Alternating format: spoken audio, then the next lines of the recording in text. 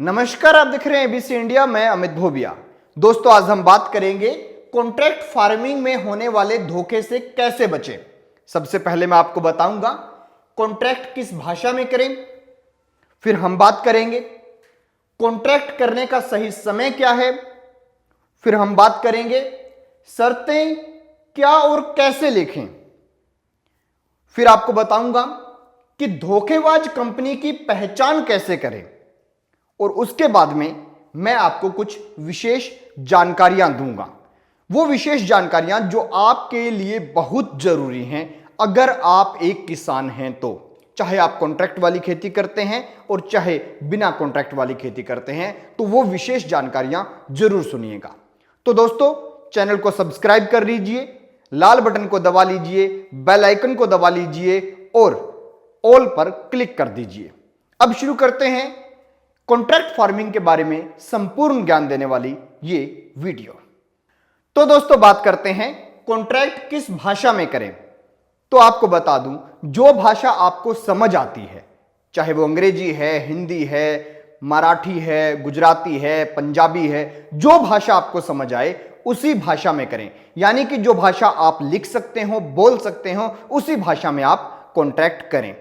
क्योंकि मान लीजिए आप पंजाब के रहने वाले हैं, आपको पंजाबी आती है, अंग्रेजी नहीं आती, हिंदी आती है, अंग्रेजी नहीं आती, तो आप अंग्रेजी में क्यों कॉन्ट्रैक्ट करें। अंग्रेजी में आपको कॉन्ट्रैक्ट नहीं करना, क्योंकि वकील है कंपनी का, उसने दो चार शब्द इधर उधर कर दिए तो पूरा का पूरा खेल बिगाड़ देगा।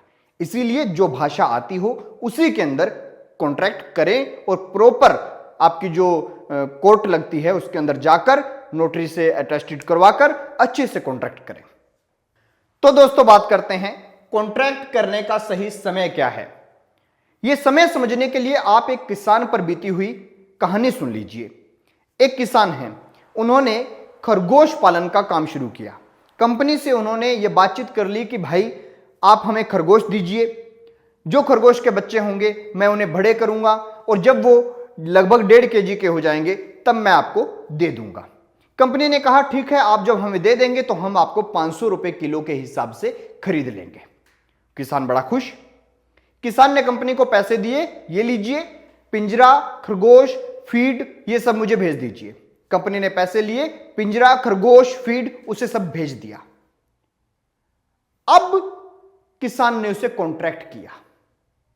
पहले दोनों ने मौखिक रूप से बात कर ली, कंपनी और किसान के बीच में बातचीत हो गई, दोनों एग्री हैं, लेकिन कॉन्ट्रैक्ट लिखित में कुछ नहीं किया। सारा सामान जब आ गया तो बोले कि आज शनिवार है, आज छोड़ो, कल संडे, चल छोड़ो संडे को, मंडे को कॉन्ट्रैक्ट करते हैं। और मंडे को जब कॉन्ट्रैक्ट करने गए तो कंपनी ने लिख दिया कि हम खरगोश 200 रुपए केजी के हिसाब से खरीदेंगे और 1.5 किलो का नहीं, 1.8 किलो का खरीदेंगे, 1.7 किलो का खरीदेंगे, यानी 1.5 से 100-200 ग्राम ऊपर का खरीदेंगे। अब किसान के समझ में आया कि भाई ये लिख कुछ रहे हैं, बोल कुछ रहे थे। तो यही गलती जो है ये किसने की? किसान ने। कंपनी की यहां पे गलती नहीं है, उसका तो काम है बिजनेस करना, लेकिन ये किसान की गलती है कि उसने कॉन्ट्रैक्ट तब किया जब उसने सारा सामान मंगा लिया।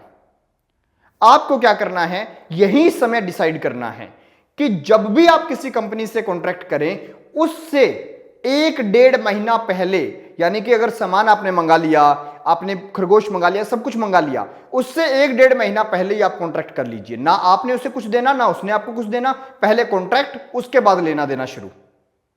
तो इस बात को दिमाग में अच्छे से बिठा लीजिए। सही समय का मतलब है कि अगर आप खरीफ की फसल का उससे कॉन्ट्रैक्ट करते हैं या रबी की फसल का कॉन्ट्रैक्ट करते हैं, तो जिस भी फसल का कॉन्ट्रैक्ट करें उससे 1 महीना पहले कॉन्ट्रैक्ट लिखित में कर लीजिए। उसके बाद अपना सामान की अदला बदली करना है या सामान उसे देना है, सामान उससे लेना है, गाइडलाइन लेनी है, वो सब बात की चीजें हैं। तो इस बात को ध्यान में रखें। अब बात करते हैं दोस्तों, शर्तें क्या और कैसे लिखें। पॉइंट वाइज आपको शर्तों को लिखना है, पैराग्राफ के अंदर लिख के होच पोच नहीं करना। पॉइंट वाइज लिखिए, कब से कब तक कॉन्ट्रैक्ट रहेगा। फिर लिखिए कंपनी जो भी माल आपसे खरीदेगी कितने रुपए किलो के हिसाब से खरीदेगी। माल की क्वालिटी भी लिख लीजिए, जैसे मान लीजिए आप रैबिट की फार्मिंग करते हैं, खरगोश 1.5 किलो का होगा, उसे कितने रुपए में खरीदेगी कंपनी, एग्जाम्पल के तौर पे बता रहा हूं।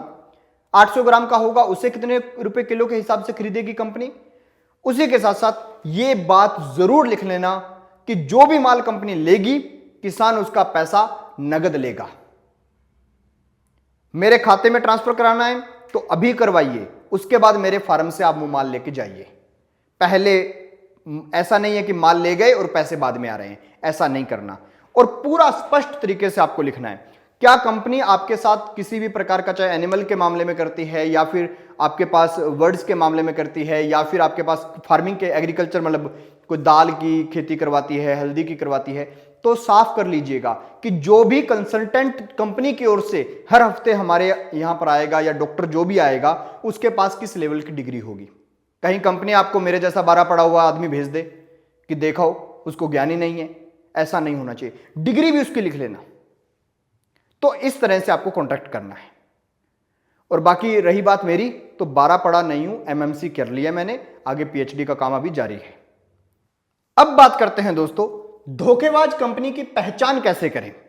धोखेबाज कंपनी की पहचान करने का सिंपल सा तरीका है, कंपनी कब बनी, कंपनी अपना माल कहां भेज रही है, कंपनी ने अब तक कितने फार्म चालू करवाए, कंपनी ने क्या उन किसानों को पैसा दिया या नहीं दिया, उन किसानों को जिनको भी उसने पैसा दिया है उनसे रिक्वेस्ट करके उनकी पासबुक और उनके चेक और सब चीजें देखने का प्रयास कीजिए कि कब कब उसने जो है उनको पेमेंट दिया या नहीं दिया, प्रॉपर तरीके से। और किसानों से जरूर बात कीजिए, क्योंकि बहुत सी कंपनियां हैं, आज बनी, कल कॉन्ट्रैक्ट हुआ, 2-4 महीने में भाग गई।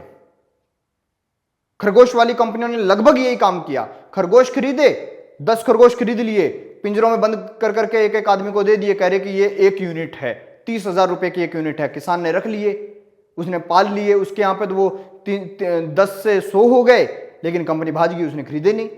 तो इस बात को अपने दिमाग में रखें, पुरानी कंपनी जो है अच्छे से स्टैब्लिश है, किसके द्वारा वो मान्यता प्राप्त है, इन सब चीजों को ध्यान से आप देखें, उसके बाद ही। और जब भी कॉन्ट्रैक्ट करें, जिस भी कंपनी से करें, उसके बारे में थोड़ी सी जानकारी आप अपने यहां के एग्रीकल्चर डिपार्टमेंट में जाकर, तहसील में जाकर जरूर ले लीजिएगा कि यह कंपनी कैसी है, क्या यह कंपनी आपके डिपार्टमेंट में रजिस्टर है कहीं, ये सब बातें आपको पता करना है। ऐसे आप धोखेबाज कंपनी की पहचान कर सकते हैं। अब बात करते हैं दोस्तों विशेष जानकारी के बारे में। और विशेष जानकारी आप लोगों के लिए यह है कि हम आपको और मेरे जैसे सैकड़ों लोग YouTube पर, सोशल मीडिया पर, आर्टिकल्स के थ्रू आपको नई नई खेती के बारे में बताते हैं। लेकिन एक बात का ध्यान आप लोग रखें, हम लोग पेपर वर्क करके बताते हैं। कुछ ऐसे लोग हैं जो दूसरे किसानों का एक्सपीरियंस बताते हैं, सब सही है, लेकिन जब भी आप खेती करें तब आप उस प्रकार की खेती करने वाले किसान से पहले मिलिए और उसके बाद ही आप उस खेती को शुरू करिए। मैंने बांस की खेती में 1,80,000 का मुनाफा बता दिया। यह मेरी एक प्रैक्टिकल है, कागजों पर, केवल कागजों का प्रैक्टिकल है कि इतने में बांस हो जाएगा, इतने में ले जाएगा। साइंटिफिक रीजंस भी हम उसमें ऐड करते हैं, लेकिन उसके अंदर बीमारियां कौन सी आती हैं, खरीद के वक्त दिक्कत कौन सी आती है, वो सब चीजें भी तो जरूरी होती हैं। अब मूंग की खेती है, मूंग का रेट बहुत ज्यादा है, इस बार हमने भी बोया अपने खेत में, लेकिन हमारे यहां पर बहुत ज्यादा स्प्रे की जरूरत होती है क्योंकि हमारा वातावरण जो है उसके अनुकूल नहीं है, तो हमें उसमें नुकसान हुआ। अब एक आदमी मध्य प्रदेश के अंदर मूंग की खेती कर रहा है जहां पर दाल का हब है, उसको ज्यादा फायदा होगा। हमारे यहां पे 6-7 स्प्रे करनी पड़ जाती है तो हमें वो घाटा हो जाएगा। तो इन सब चीजों के लिए आप लोग, हम जितनी भी वीडियो दिखाते हैं आप देखिए उनको, हम आपको बेसिक आइडिया देते हैं कि आप इस प्रकार की खेती कर सकते हैं, इसका मार्केट वैल्यू अच्छा जा रहा है। लेकिन आप लोग जब भी खेती करें, हमसे ज्यादा विश्वास उस किसान पर करिए जो खुद कर रहा है। उस किसान से मिलने का प्रयास कीजिए। बहुत अच्छे अच्छे चैनल हैं जो आपको ये मिलवाते भी हैं, किसानों के नंबर भी देते हैं, तो उन लोगों से भी आप जरूर मिलिए और मिलकर पूरी जानकारी हासिल करें। हम आपको केवल बेस बताते हैं। खैर दोस्तों, आपको ये वीडियो कैसी लगी कमेंट सेक्शन में जरूर बताइएगा और हमें कौन सी फार्मिंग के ऊपर वीडियो बनानी चाहिए ये भी बताइएगा। देखते रहिए ABC इंडिया।